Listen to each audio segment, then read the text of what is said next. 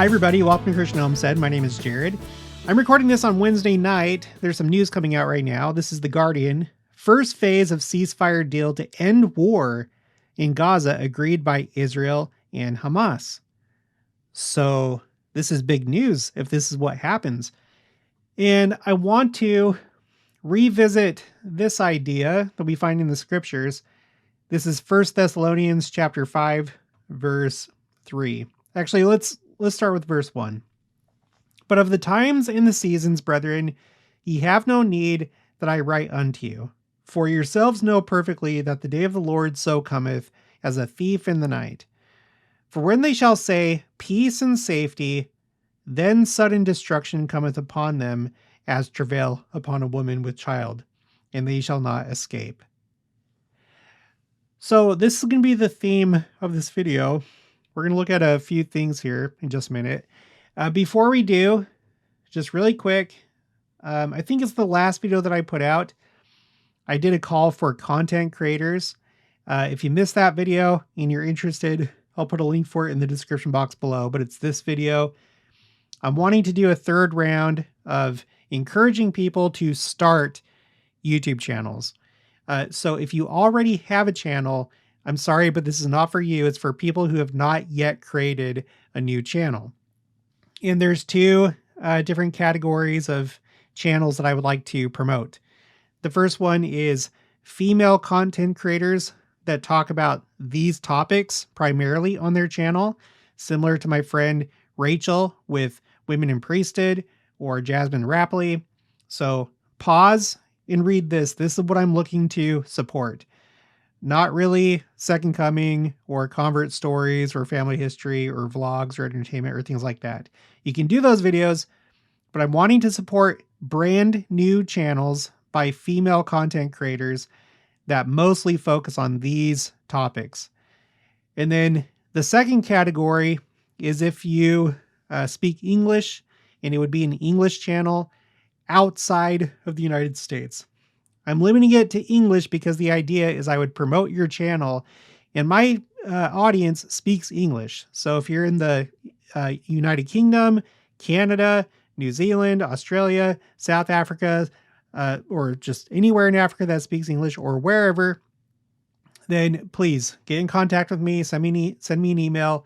And it's not a guarantee that I'm going to promote your channel, but I want to promote channels that look like they're going to go all the way. So for more information, watch this video. Okay. I also want to read something that was said by Elder Orson Pratt. He was one of he was in the Quorum of the 12 Apostles. This is Journal of Discourses, volume 19. And it looks like it starts on page 356, column B. Is not this then sufficient to wake up the honest in heart among the people? If it is not, then I know of nothing that is likely to do it. Will it be by the fulfillment of the prophets that have been spoken of by the former speakers? When the hand of judgment shall be laid upon the nations, and the fierceness of his wrath be made manifest, wasting away the disobedient and the wicked, and the earth becomes depopulated, of all excepting the righteous. This will be a testimony they cannot resist. But such testimony will not always be unto salvation. It'll be the testimony of judgment and will overwhelm them in a time too they think not of, a time when they'll be crying, all is peace and safety. Lo, sudden destruction is at their doors. And thus the scriptural saying will be literally fulfilled. As the days of Noah were, so shall also the coming of the Son of Man be, etc. When that unfortunate but disobedient and wicked people, the antediluvians, were sinking in the waters, they could then say, I know that Noah is a prophet, and that the message he declared in our ears for these many years is divine. But alas, it was too late. They rejected the message, paying heedless regard to it as well as to him who preached the gospel to them. They would not call upon God in all honesty of heart, but they considered Noah deceived. They obeyed not, and were destroyed by the mighty flood. Amen. Okay, so peace and safety, and then sudden destruction. We explored this idea immediately after the end of the 12-Day War, which you'll remember was this exchange back and forth between Israel and Iran. The first war, like direct war between those two countries. Well, now we're reaching another phase of this larger conflict, or potentially, I guess we'll see what happens, but I think we need to keep this scripture in mind. So again, The Guardian, first phase of ceasefire deal to end war in Gaza, agreed by Israel and Hamas. So here we are. It's the year 2025, and it's October. So, in fact, yesterday was the 2-year anniversary. Interestingly, the same day of President Nelson's funeral, which is really interesting. I guess this would be a good time to point out as well. If we go to my spreadsheet called Timeline Second Coming, I had noted in another video that on his birthday, okay, September 9th, that's when Israel struck Qatar. And there were some articles that were saying or crediting that strike with leading to this moment right now. That what happened on President Nelson's birthday essentially led to this moment that we're talking about. The 2-year anniversary of the war was on the day of President Nelson's funeral. And then President Trump's deadline for Hamas to accept the deal was on Sunday. So there are these key recent events and anniversaries that are coinciding with special dates in our church, with, recent events in our church with President Nelson and his passing and general conference. It's very interesting. So let's go back to The Guardian. It says Israel and Hamas have agreed to the quote unquote first phase of a peace plan to pause fighting and release some hostages and prisoners held in Gaza, bringing the best hope yet of a definitive end to a bloody 2-year conflict that has killed tens of thousands,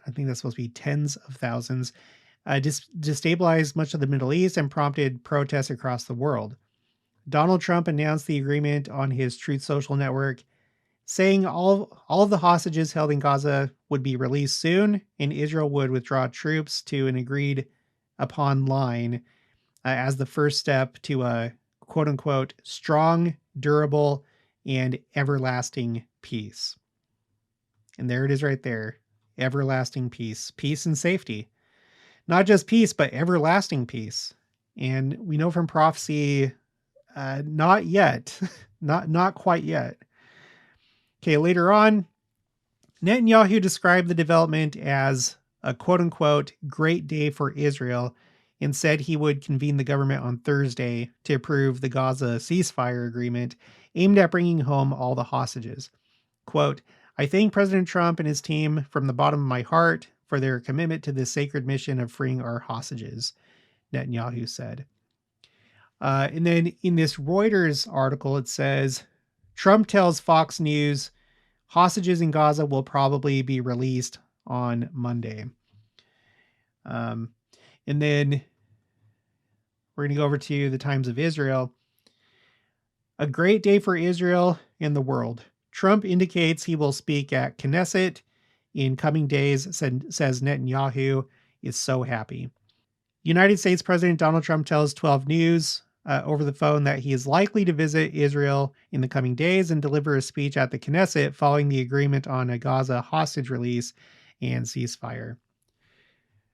So we'll have to see what happens. I feel like there's been a million times where we've heard news of, something that Trump plans to do, or, there's going to be some milestone with something, and then it doesn't happen. Only time will tell.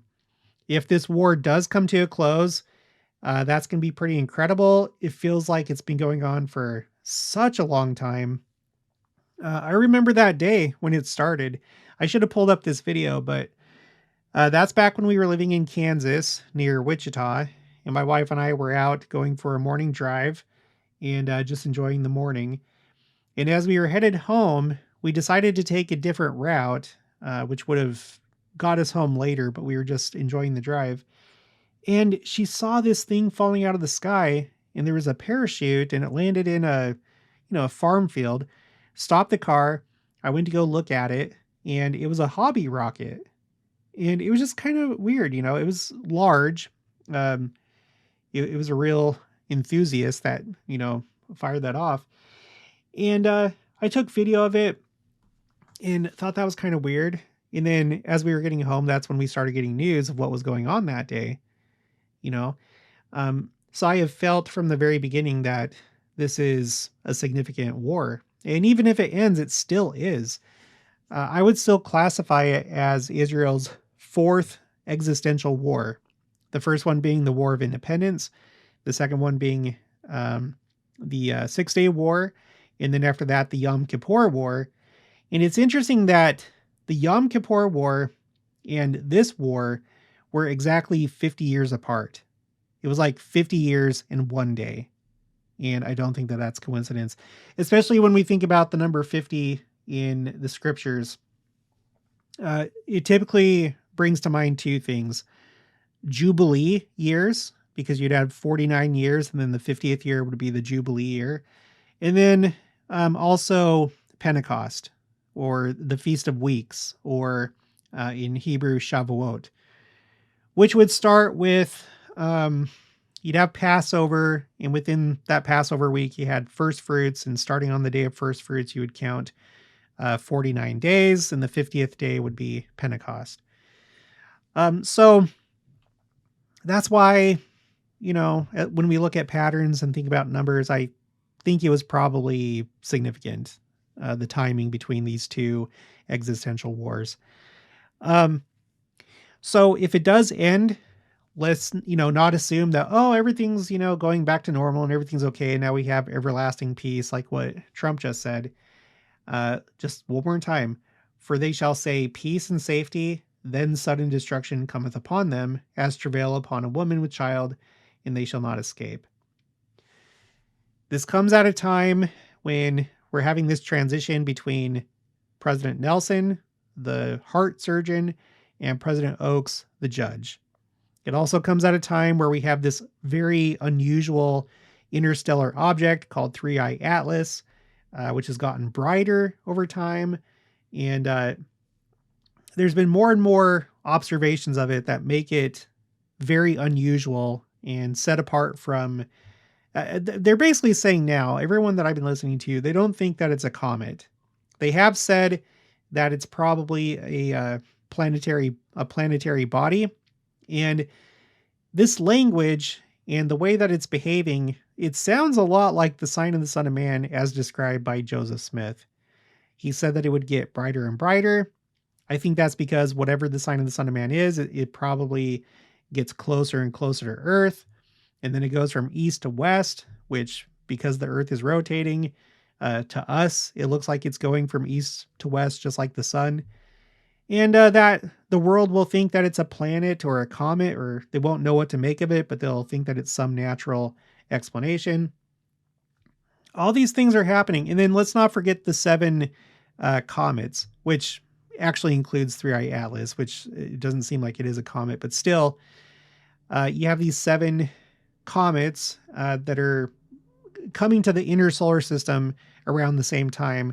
I did a video where we looked at this one website and watched for 25 years, what's normal for comets, how frequently do they come within Earth's orbit of the sun. And this is the only time that I found that you have so many coming at the same time within such a short window of time. And then there's like so many other things. There's so many other things. We saw what happened at Utah Valley University the day after President Nelson's birthday. We saw what happened in Michigan the day after President Nelson passed away. We had this flooding in Salt Lake City during conference. And anyway, I'm not going to go into that whole thing, but just things are crazy right now. Things are crazy. So let's see what happens with this. And if it seems like peace and safety, I I wouldn't be so sure. Okay, that's going to be for this one. I'll talk to you guys later.